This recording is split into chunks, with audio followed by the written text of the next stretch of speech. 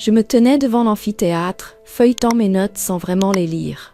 Mon esprit vagabondait, loin du contenu du cours que j'étais censé présenter. C'était pourtant pour ce genre de moment que je vivais, celui que j'avais bâti avec détermination, après des années à étudier, écrire et m'imposer dans un domaine souvent dominé par des voix masculines. J'avais réussi à faire entendre la mienne. Et pourtant, ce jour-là, tout ce que j'avais en tête, c'était lui. Léo.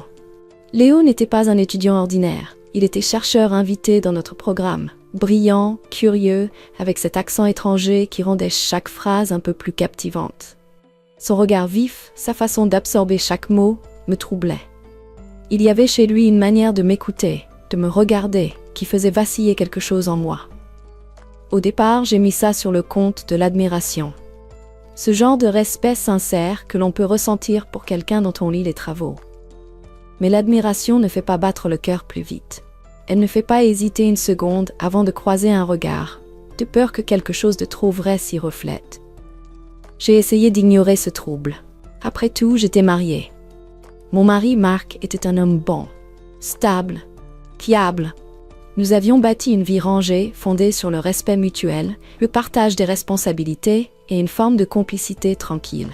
Autrefois, notre amour était vibrant, lumineux. Aujourd'hui, il ressemblait davantage à une veilleuse. Constant, mais tiède. Nous dînions ensemble, nous parlions de factures, nous regardions des séries, assis l'un à côté de l'autre. Mais la passion s'était envolée. Et puis Léo est arrivé dans ma vie. Tout a commencé de manière anodine. Il restait souvent après les séminaires pour poser des questions. Il abordait des sujets bien au-delà du programme, des réflexions fines, parfois philosophiques. Il écoutait en penchant légèrement la tête, les yeux fixés aux miens, comme si rien d'autre n'existait. Il avait la vingtaine bien entamée, une maturité qui dépassait celle de ses collègues. Une assurance tranquille, une voix posée, une façon de parler de littérature et d'idées abstraites qui me donnait l'impression d'exister autrement, très pleinement. Un après-midi, il est venu me voir dans mon bureau, sous prétexte d'avoir besoin de précision pour un travail. Je m'attendais à un échange rapide. Nous avons parlé plus d'1 heure. Littérature, sens de la vie, solitude, choix professionnel. Lorsqu'il est parti, mes mains tremblaient légèrement. Ce soir-là, allongé à côté de Marc, je fixais le plafond en repensant à chaque détail. Le ton de sa voix quand il m'a demandé ce qui me passionnait dans mes recherches, la sincérité dans ses yeux et surtout ce sentiment rare d'être vu, vraiment vu, d'une manière que je n'avais plus connue depuis longtemps. Je savais que je jouais avec le feu. Alors, j'ai mis de la distance. 1 semaine entière, j'ai évité ses mails, ses regards, sa présence dans l'amphi. Je me suis convaincue que j'avais exagéré les choses, que ce n'était qu'une admiration intellectuelle, rien de plus. Mais je savais au fond que je me mentais. Je le sentais dans mon souffle qui se suspendait à la vue de son nom, dans les battements de mon cœur, chaque fois que sa voix résonnait, dans le réflexe que j'avais de le chercher du regard et de découvrir qu'il me regardait déjà. Puis, un soir, les choses ont basculé. Je corrigeais des copies tard dans mon bureau quand un léger coup frappé à la porte m'a fait lever les yeux. Professeur Moore? C'était lui, Léo. J'aurais dû le remercier poliment et lui proposer un rendez-vous plus formel. Au lieu de cela, j'ai simplement désigné la chaise en face de moi. Il est entré, refermant doucement la porte derrière lui. « J'espère ne pas déranger », a-t-il dit. « Un peu, mais vous êtes là », ai-je répondu, avec un ton léger que je n'aurais pas dû employer. Il a souri. Ce sourire discret, un peu triste, un peu complice. Il s'est assis, posant ses avant-bras sur le bord du bureau. Je voulais parler de mon papier, mais en vérité, ce n'est pas vraiment pour ça que je suis venue. J'ai senti ma gorge se nouer. « Léo, je sais, m'a-t-il coupé. Je sais que c'est compliqué, peut-être même déplacé, mais je ne peux pas faire semblant. Pas quand je ressens ça, quand je suis près de vous. » Je ne savais pas quoi répondre. Il ne m'avait pas touchée. Rien dans son attitude n'était déplacé. Et pourtant, tout en lui, son regard, son intensité, cette honnêteté brute, me déstabilisait. « Vous êtes mon collègue, ai-je murmuré. Pour encore quelques mois. » Il avait raison.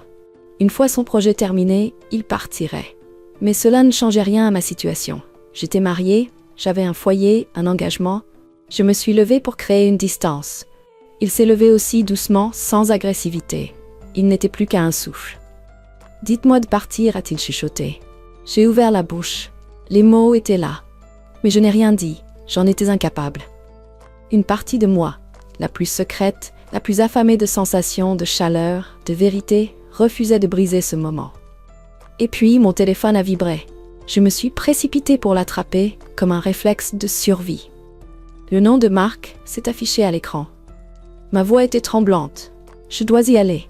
Léo n'a rien dit. Il a simplement hoché la tête et quitté la pièce, me laissant seule, le cœur battant, les mains glacées. Je me suis juré que c'était fini, que j'avais été trop loin, que je remettrais les choses en ordre.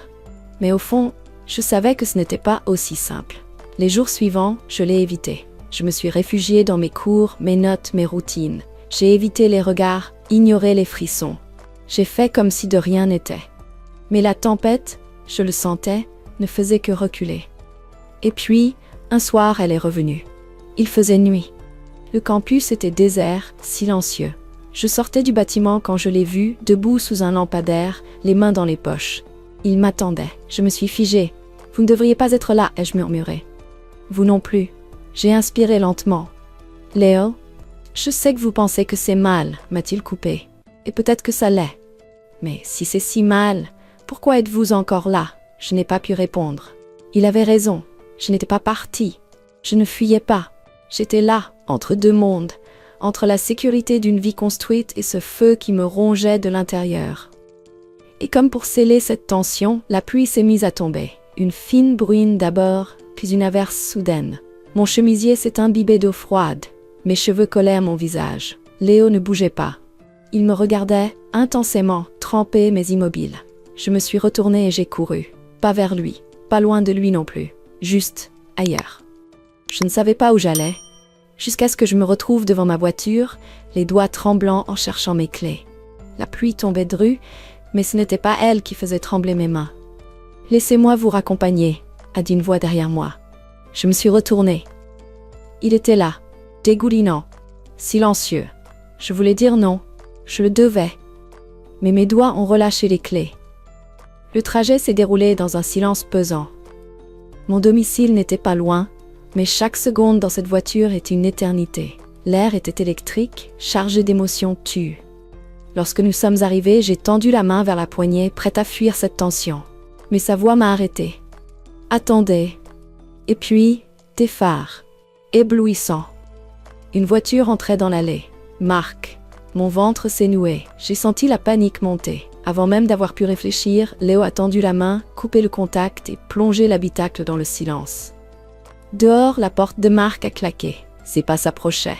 Léo s'est tourné vers moi, calme. Et maintenant, je ne pouvais ni respirer ni penser. Un coup sur la vitre. « Chérie ?» Tout était silencieux. Peut-être qu'il partirait. Mais au moment où j'ai cru que nous étions sauvés, le tableau de bord s'est rallumé. Un déclic sonore. Les portières venaient de se déverrouiller automatiquement. Léo a soufflé. Oups. Je me suis tournée vers lui. Mon cœur battait à tout rompre. Il souriait. C'était pas un accident. Je venais de tomber dans un piège.